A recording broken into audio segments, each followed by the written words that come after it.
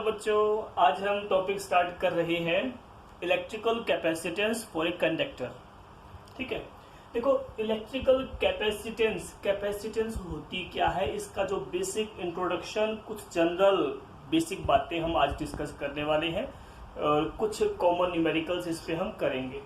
देखो electrical capacitance हमने लिखा हुआ है, स्टेटमेंट यहाँ पे दिया हुआ है, electrical capacitance of a conductor is the measure of its ability to hold the electrical charge। देखो कोई भी जो हमारे पास कंडक्टर होता है, हर एक कंडक्टर की अपनी अपनी एबिलिटी होती है कि वो कितना चार्ज अपने में स्टोर कर सकता है, होल्ड कर सकता है। इस एबिलिटी की मेजर को, द मेजर ऑफ एबिलिटी ही क्या कहलाती है, कैपेसिटेंस कहलाती है। ठीक है, अब देखो यहाँ हम ऑब्जर्व करते हैं कोई भी इंसुलेटेड कंडक्टर होता है जिसपे अगर हम चार्ज उस पर अप्लाई करते हैं तो वो जो कंडक्टर है गेन करता है, कुछ पोटेंशियल गेन करता है। ठीक है, यानी चार्ज अगर आप राइज अप कर रहे होंगे तो पोटेंशियल भी राइज अप करता है, और अगर चार्ज आप उस इंसुलेटेड कंडक्टर पर चार्ज कम करोगे तो पोटेंशियल भी उसके लिए कम होता है। तो हम यहाँ देखो एक जैसे माना हमने अज्यूम दैट क्यू चार्ज किसी कंडक्टर पे अप्लाई किया गया है, तो उस पे V पोटेंशियल है वो अराइज हुआ है। ठीक है, और हम क्या देखते हैं, यहाँ हम ये देख रहे हैं, ऑब्जर्व कर रहे हैं कि चार्ज और जो ये पोटेंशियल है दोनों ही क्या होते हैं, एक दूसरे के डायरेक्टली प्रोपोर्शनल होते हैं। हमने क्या ऑब्जर्व किया, if Q be the charge applied on any conductor and V be the electric potential, so both are directly proportional to each other। ठीक है, जितना ज्यादा चार्ज आप अप्लाई करोगे ऑन द कंडक्टर्स, उस कंडक्टर पे पोटेंशियल भी उतना ही ज्यादा राइज अप होगा। ठीक है, तो क्या देखेंगे, देखो यहाँ अब डायरेक्टली प्रोपोर्शनल यानी Q इक्वल अगर हम करेंगे तो एक कांस्टेंट वैल्यू यहाँ पे आएगी, उसको हम किससे रिप्रेजेंट करते हैं, C से रिप्रेजेंट करते हैं, और ये V हमारे पास है।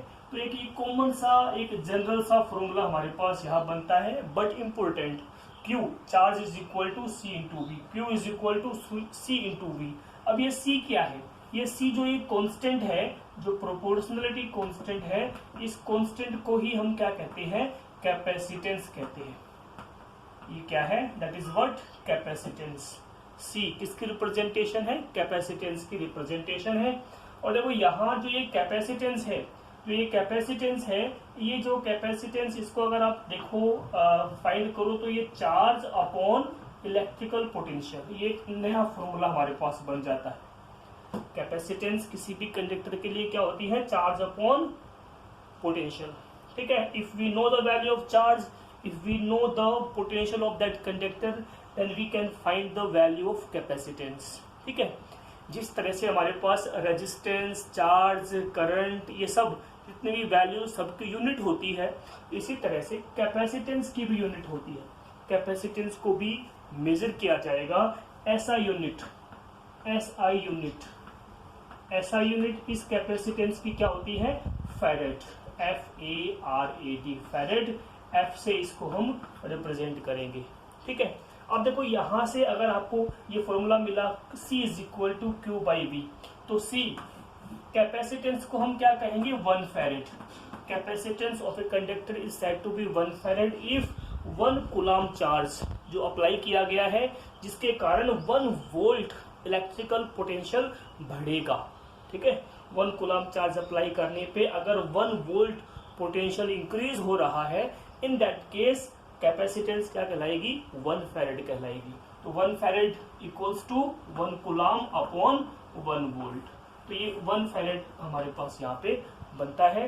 डेफिनेशन मैंने अभी जस्ट बताई, 1 farad means that 1 coulomb charge applied on any conductor, then potential increases by 1 volt amount. ठीक है, तो कैपेसिटेंस क्या कहलाएगी, 1 फैरेड कहलाएगी। अब देखो ये जो कैपेसिटेंस है, ये कैपेसिटेंस जो किसी भी कंडक्टर की होती है, ये डिपेंड्स करती है, depends on which values, it depends on the shape and size. First point होता है shape and size of conductor. Shape and size of conductor पे डिपेंड करती है। नंबर 2 हम बात करते हैं मीडियम। मीडियम क्या है? किसी भी जिस मीडियम का नेचर कैसा है, नेचर ऑफ मीडियम पे ये डिपेंड करता है। और जो भी कोई नेबरिंग, कोई भी नियर बाई कोई और कंडक्टर तो नहीं है। नेबरिंग कंडक्टर्स जो कि उसके नियर बाई रखे हुए होंगे उसके ऊपर भी डिपेंड करती है, उसके नेचर पे डिपेंड करती है वो क्या है। ठीक है, तो यहाँ जो एक कैपेसिटेंस हमने बताया Q बाई C। अब बहुत से टॉपिक्स हम बहुत से केस यहाँ डिस्कस करेंगे जहाँ पोटेंशियल अगर वेरी करता है तो हमारे पास कैपेसिटेंस भी वेरी करेगी। तो यहाँ देखो हमने बताया 1 फैरेड। अब एक और हम देखते हैं डायमेंशनल फॉर्मूला इसका क्या होता है। लेकिन देखो कॉमर्शियली जो हमारे पास फैरेड ना मिलके हमें और भी, जैसे भाई आप जैसे माइक्रो फैरेड में भी इसको लिख सकते हो, आप इसको पिको फैरेड में भी आप इसको लिख सकते हो। ठीक है, नैनो फैरेड में भी ये वैल्यू होती है। तो ये माइक्रो, पिको, नैनो, मिली, है ना, फर्मी, ये सब वैल्यू में पता होने चाहिए कि 10⁻⁻6 फैरेड होता है, पिको 10⁻⁻12 फैरेड होता है, और नैनो 10⁻⁻9 होता है, फर्मी 10⁻⁻15 वैल्यू होती है, मिली फैरेड 10⁻⁻3। तो इस तरह से वो सब माइक्रो में फैरेड की यूनिट्स होती है, वैल्यूज होती है। आप देखेंगे डायमेंशनल फॉर्मूला। देखो डायमेंशनल फॉर्मूला कैपेसिटेंस का, चार्ज को हम क्या लिखेंगे, देखो C जो आपका है चार्ज, चलो ओके है, रहने दो। पोटेंशियल क्या होता है? Work done per unit charge. Potential होता है work done per unit charge. Charge ऊपर जाएगा, चार्ज का स्क्वायर हो जाएगा। ठीक है, देखो चार्ज का डायमेंशनल फॉर्मूला क्या होता है, A×T, सारे का स्क्वायर कर दोगे। वर्क डन का क्या होता है dimensional formula, mL²T-2 square bracket में क्लोज कर दोगे। इसको रीअरेंज करोगे तो हमारे पास देखो m ऊपर जाएगा, सो m⁻⁻1, L⁻⁻2, t ऊपर जाएगा, t का स्क्वायर पहले से है, t का स्क्वायर और जाएगा तो t⁴ हो जाएगी, और a का हमारे पास स्क्वायर है, a का स्क्वायर। सो इसको हमने एनक्लोज कर दिया in the square bracket. m inverse L-2 t⁴ a⁴ a क्या है, a be the ampere into time. ठीक है, क्योंकि चार्ज का डायमेंशनल फॉर्मूला होता है। तो ये हमारे पास पूरा कंप्लीट वैल्यू जो आई, ये क्या है, dimensional formula of the capacitance.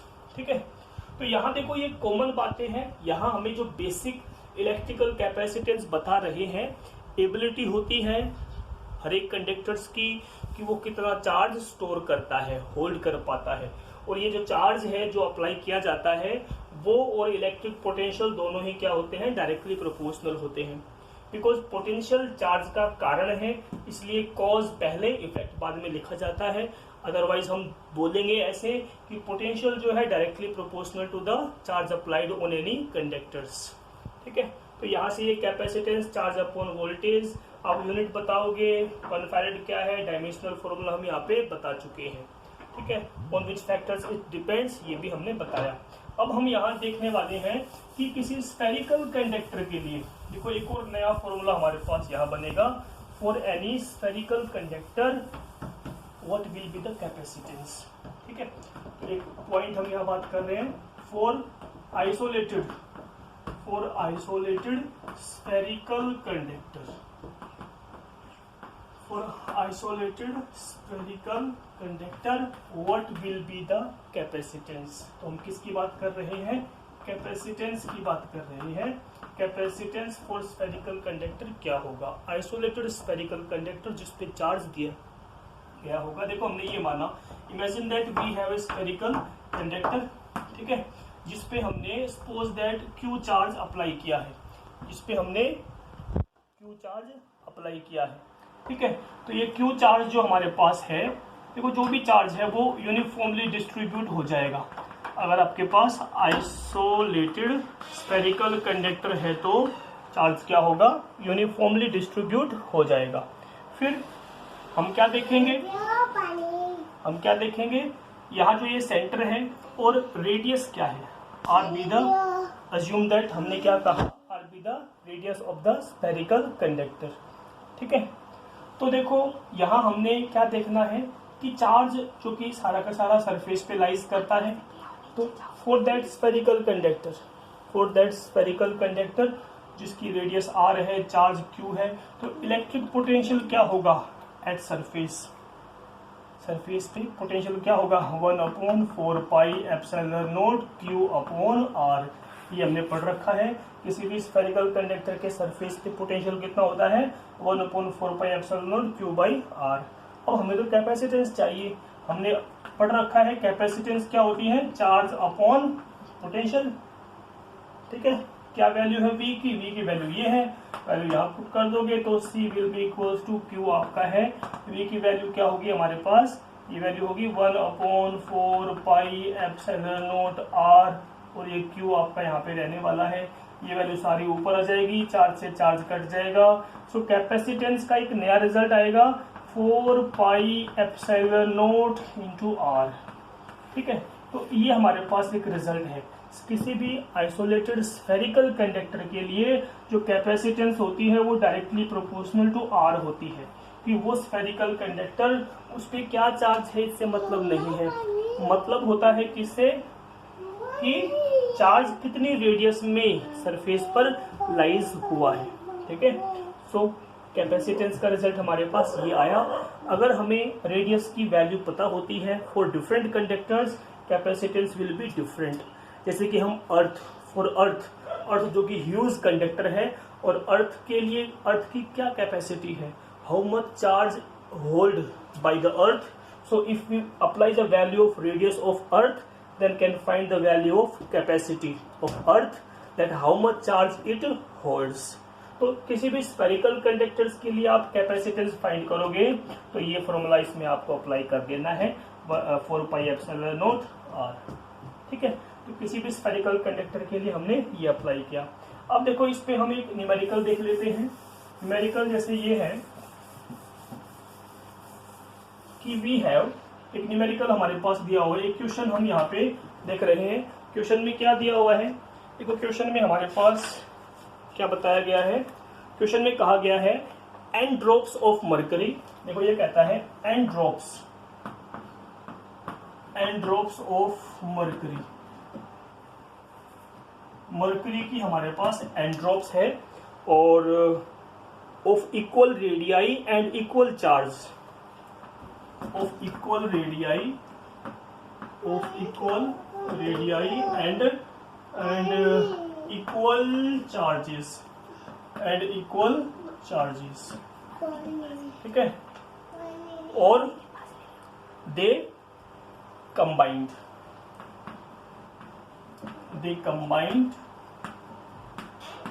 to form a bigger drop। यानी वो सारे जो एन ड्रॉप्स जिसकी सेम रेडियस है, सेम चार्ज उन पे दिया हुआ है, उनको कंबाइंड किया गया, एक बिगर ड्रॉप हमारे पास बन गई है। तो अब कहता है जो ये बिगर ड्रॉप, इसके लिए आपके पास जो भी चार्ज, कैपेसिटेंस, पोटेंशियल, उसको आपको एक इंडिविजुअल ड्रॉप से कंपेयर करना है। तो कैसे आप उसको करने वाले हो, यानी हम क्या करना है, कंपेयर। तो कहता है compare the charge, capacitance and potential, ठीक है, फॉर इंडिविजुअल ड्रॉप। तो इंडिविजुअल ड्रॉप और जो ये बिगर ड्रॉप है, इससे कंपैरिजन हमें करना है। अब देखो जब भी कभी ऐसा हमें बहुत से केसेस में हम क्वेश्चंस देखते हैं कि नंबर ऑफ ड्रॉप्स को कंबाइंड करके एक बिगर ड्रॉप बना दी जाती है, तो जो नंबर ऑफ ड्रॉप्स का वॉल्यूम और एक जो बिगर ड्रॉप का वॉल्यूम दोनों का बराबर होता है। तो यहाँ हमारे पास सॉल्यूशन में हिंट यही होता है कि volume before and after equal होगा। तो वॉल्यूम जो हमारे पास है पहले और बाद में, ठीक है, तो हम बात कर रहे हैं before collapsing and after collapsing, volume दोनों ही कंडीशन में बराबर होगा। माना हमने अज्यूम दैट जो बिफोर की बात करते हैं तो उस समय रेडियस हमारे पास स्मॉल r है ड्रॉप्स की, ठीक है, और सिंगल ड्रॉप पे चार्ज क्या दिया हुआ है, क्यू चार्ज दिया हुआ है। ऐसे ही आफ्टर कोलैप्सिंग हमने क्या कहा, आफ्टर कोलैप्सिंग रेडियस हमने मान लिया कैपिटल आर है, और जो चार्ज है उसको हमने मान लिया क्यू डैश। इस तरह से हमने अज्यूम किया। तो करना क्या है हमें, ड्रॉप होती कैसी है, स्फेरिकल इन शेप। तो स्फीयर का वॉल्यूम क्या होता है, 4/3 पाई आर क्यूब। तो आप क्या लिखोगे, वॉल्यूम, पहले वॉल्यूम क्या है, बाद में वॉल्यूम क्या है, दोनों को इक्वेट कर दो, रेडियाई की रिलेशन में मिल जाएगी। बिफोर की बात करेंगे so 4/3 pi small r cube volume.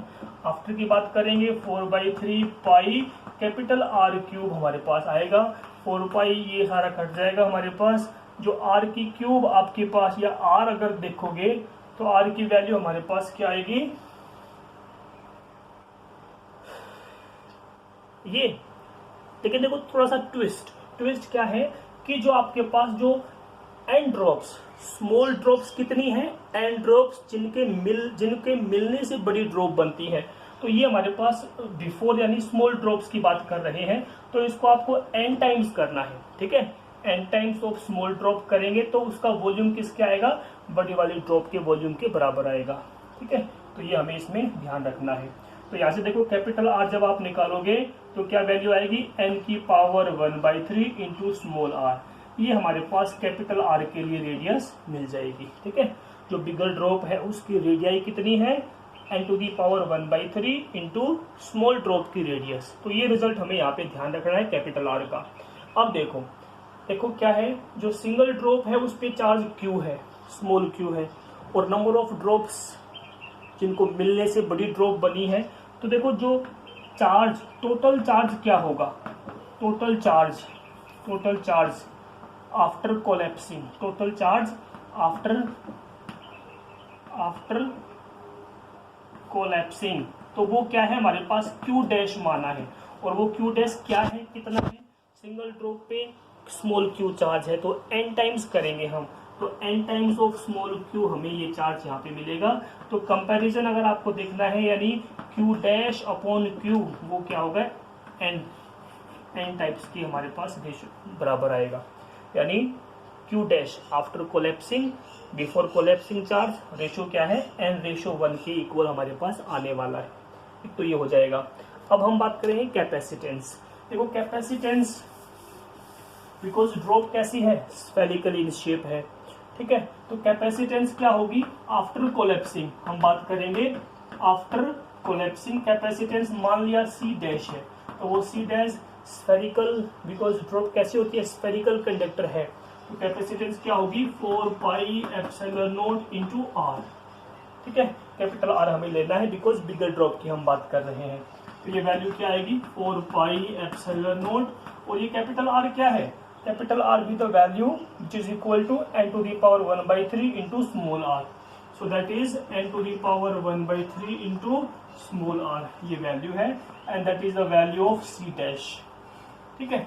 यहाँ से देखो, अगर आप देखो तो C डैश तो ओके है, ये 4πε0 small r, 4πε0 into small r, और ये पावर हमारे पास n to the power 1/3, that is the value, that is the capacitance for single drop. तो इसको हम क्या नाम देंगे, C dash is equal to C, और ये मल्टीप्लाई में n टू दी पावर 1/3, ठीक है। यानी अगर रेशो निकालोगे कैपेसिटेंस का पहले और बाद में, यानी after collapsing divide by before collapsing capacitance, that will be equals to n to the power 1/3। ये इसका हमारा कंपैरिजन हो जाएगा, ठीक है। सिमिलरली हम देखेंगे तीसरा पॉइंट क्या था, पोटेंशियल, इलेक्ट्रिक पोटेंशियल क्या होगा बिफोर कोलैप्सिंग, आफ्टर कोलैप्सिंग।